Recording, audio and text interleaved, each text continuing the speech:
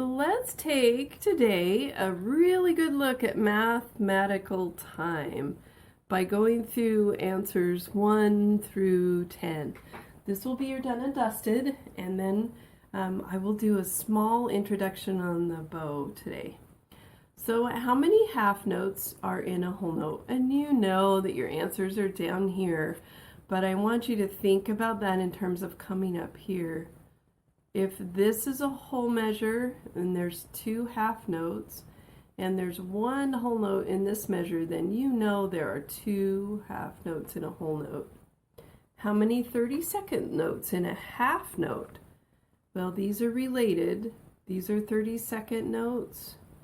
This is 1 half note. So count these 30-second notes and you'll have your answer, because these 30-second notes equal the exact amount of time as a half note. How many whole notes in one measure? There's your answer. How many quarter notes in a 4/4 measure? Here's the answer. Now I want you to be able to look at your music and find the answer, not just look at your answers down here, but I know how we all are. How many eighth notes make 1 quarter note? Well, this is 1 quarter note to here. If we relate it down here, we see this many eighth notes. So that's your answer to that one. If I had 4 16th notes, how many quarter notes would that be? Well, let's see. We have 4 16th notes. That's in this space right here. If I work up to that quarter note line, that means there's 4 16th notes in 1 quarter note. How many 30-second notes does it take to make 1 4/4 measure? Well, we know this is 1 measure. So if you count all those sets of 30-second notes, that's your answer. And then number 8, how many half notes in a 4/4 measure? Here's your answer for that one. If you play 8, and number 9, if you play 8 eighth notes, how many 16th notes would make the same amount of musical time? So you're playing 8 of them. 1, 2, 3, 4, 5, 6, 7, 8. And then if I count that much time, exact time, so this measure all the way down is the exact same amount of time. It takes the same amount of time to play a whole note as it does to play a whole measure of 30-second notes. So this represents the exact same time. So that's your answer. If you take the 8th notes and 16th notes and compare them, then you'll know your answer here. How many 8th notes make 1 4/4 measure? You just count and you've got them. So I want you to understand the relationship of these notes to themselves, to each other, and to time, because music exists in time. So there's your done and dusted for page 4. Now let's we'll flip the video around, and I want you to just look at me for a minute, and let's talk about this bow that you have not used yet, I hope. The bow is magical, I think. So when a bow is made, the stick is straight and actually is curved into this curve, but there's a mortise in here. I don't recommend necessarily that you do this part because it can be confusing to get the hair twisted, but there's a mortise down in the frog that this screw on the frog goes into. I won't go too much into the parts of everything. If you look online, you'll find out that this is the button, the screw, the mortise is in here. That goes into that screw that's on the frog, and this is called a frog. There's some controversy about why that's called a frog. You to share with me your answers, because and I know what I like to believe, because I kind of like the fanciful. It's a French word, but anyway, this part that you put your hand on is called the frog. the hair that you just saw when I took the frog off is made from a horse's tail, and I think it's a good idea that you use don't use synthetic hair. Use the hair from horse's tail. If you get it from a reputable shop, they'll get it from sources that are sustainable and they're not hurting the horses. And then this is the tip of the bow. You want to be really careful of the tip. It's very tender. This on a viola bow will be, I think the measurement here is like 7.5 millimeters on a viola bow. On a violin bow it's 6. So it's tiny, tiny. And then the grains run vertically. So it's never a sword, guys. I'm sorry. I know this is like super cool to be a sword, but it's not. And it's not a cane. So you never want to put any weight on the tip of this bow. You can create a little... this is an interesting bow. This is a very old viola bow. And at one point, I think it got chewed by something. This wasn't my bow forever, but it came into me broken, and it's had an if you can tell, it's had the top kind of cut out and a wedge put in there to keep that from splitting because the tip was broken off, and it looks like it has teeth marks on it. I'm assuming that an animal got to it, but it could have been a kid, I guess. And then you have the tip plate here, and this one was repaired by sawing all the way through rather than doing it a little bit differently, but it was done nicely with ivory imitation, and so it's okay, it works. Plays nice. This is an old you know what, I can't remember, so let me look here. A Boyer, a Hoyer bow from Paris. This is actually one of their French bows. But it plays great, and I really like this bow. So now that since it's been fixed, and I didn't know what it would play like before it got fixed, but it plays great. Then you have your wrap here, and I am going to do today just a very basic bow hold. The bow hold is something that is important for you to know how to practice getting to it, because there's lots of things that you can do weirdly with the bow that will create some difficulty for you in the future. So take your left hand and just hold the stick. Avoid touching the hair on your bow with your fingers. Excuse me, we always have a little bit of oil on our hands just because that's what keeps our skin soft. And the oil will collect onto the rosin on the hair, and then it'll make the rosin not work as well. So just avoid touching it. You can see right here when I touch my hand just a little bit, the hair will start to turn a little bit dark right there. Not a big deal, but just leave the hair alone. So hold it here, and then I want you to take your hand and just kind of, you're walking along, your fingers are your feet, and you're going to come down and sit on the edge of a chair or a cliff. I like to use the cliff as an example. You're going to kind of sit and pretend that this joint right here are your knees, and you're just going to sit on the stick of this bow. Your fingers are relaxed and round, but they hang over the edge. They don't do this. They're not straight. They actually are attached to the edge as you're sitting, and everything is nice and relaxed and round. Now I'm going to flip it around. Actually, I'm going to flip everything around because I want you to see this in real good light.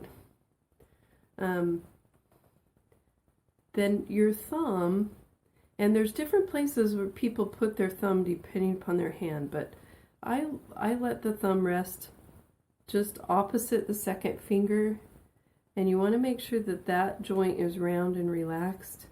No banana thumbs, no crunching down like this. There needs to be enough space in here that if a spider came along and walked up your stick, that they could get right up in there. And then the last thing is that your little finger is going to be your spy.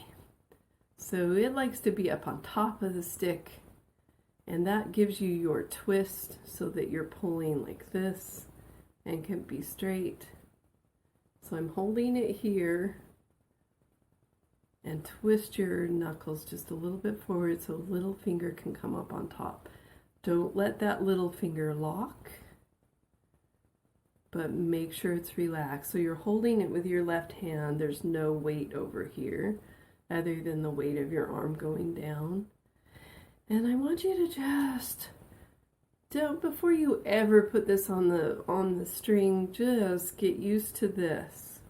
You're relaxed and fluid. Anytime you start like doing this and locking your joints, you're not going to be able to play as well. You're not going to get good of a sound. And I want you to remember that when we do put our instrument up and put it on our shoulder, that you don't hold the bow, the instrument does. What this hand does is pull the bow back and forth appropriately. Now, when you go to work with the bow, you're going to tighten this screw. So if you hold it in your bow hand, you're turning the screw toward your body, which is right, so right tight. That pulls the frog back. And then it tightens this hair, and you don't want to get too tight. This is a pretty stiff stick, so I don't need to go too much, but just until a thumb can go under in the middle of the bow is plenty tight. If you then find that when you put it on the string, that if you're playing it still touches, if the hair here is touching the bow, touching the stick, then you want to tighten it just like one or two more. But you need to keep this curve in the bow. You don't want to tighten it so much that you flatten that wood back out. And then, super important is to loosen your bow. Make sure that when you're done playing, you always loosen by tightening it or loosening it to the left or away from your body. I got a phone call, so I was a little distracted. And I'm hoping that doesn't mess up our video. Now, let's take a minute here. You've got your bow in your hand, little fingers up on top, spying. You've got your open circle here. And you're just going to rest the bow on the string. Let's try a pull. So the first pull, I want you to do it slow and relaxed. So you're going to set it on the string. Don't put a lot of weight behind your arm, and I just want you to pull. Slow. Go slow. Everybody wants to go like that. I want you to be relaxed and keep your joint relaxed. As soon as you start doing something fast, everything tenses up. Relax, pull. Set. Wait until all the chatter goes out of your stick. And just pull. Now our goal is to get parallel to this bridge. So we're going to actually pull the bow along the top of the bridge, and that is your parallel pull. And today I'm not too worried about like what it sounds like. If you get that, you're using way too much weight. Relax, set, pull. Then don't okay. Sorry, I was going to say don't lift the bow like I just did, because we're going to do a lazy kind of a bow. Then I just want you to roll the bow down to the D string. So you're going to raise your elbow or your shoulder ever so slightly. Pull. And just do back and forth until you get it to sound in a good tone. I'm not not too worried about all the technique. I'm more concerned today in your work setting the bow, making sure your joints are nice and relaxed, then pull. Now do the G string.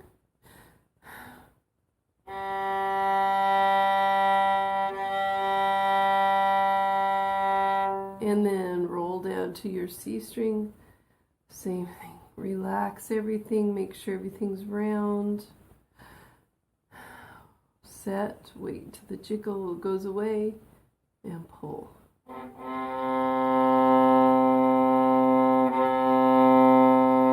So you make it like this kind of a sound. That means you're not using enough weight on your arm or pulling too fast. So pull very slow.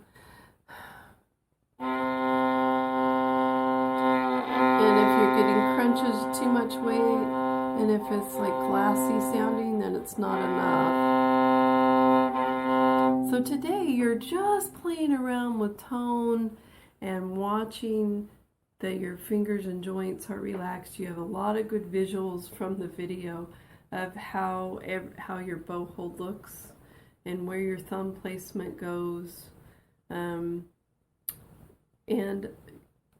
very little muscle here. You actually set it on the string, relax this, just make sure your fingers are holding the bow, but you don't need very much muscle. Just relax, and it's like it's almost just a part of your fingers. So that's your goal for this week, is just to get slow, relaxed bow pulls. See if you can get a good tone. Watch your bow hold constantly. Don't forget, because sometimes you'll get to that point where you're like, your thumb is like this, your little finger is, and you're grabbing the bow and you're trying to play, and it sounds like this. And there's no way for you to get it to sound good, and you can get frustrated. Video lessons are okay, but if you have a teacher in person, they can catch you. But you want to watch, be your own observer, and then say, is my bow hold right? Am I doing this? I think the biggest thing that I see on violin is that people will try and just kind of grab it in their fists really tight, and then you get kind of this club thing going, but you're not really holding the bow. The violin or viola holds the bow, and you're pulling that bow back and forth as if it is a part of the extension of your fingers going this way. So it's a very relaxed, it's attached almost as if it was another joint at the end of your fingers, but it's very relaxed and there's no tension here in your hand at all. I hope that helps you this week. Open strings, initial bow hold, and next time we will move on to page 5 and do that lazy bow, where we'll add some whole notes and your actual bow pull arm to keep that bow parallel to the bridge as we continue to investigate and crack this viola case.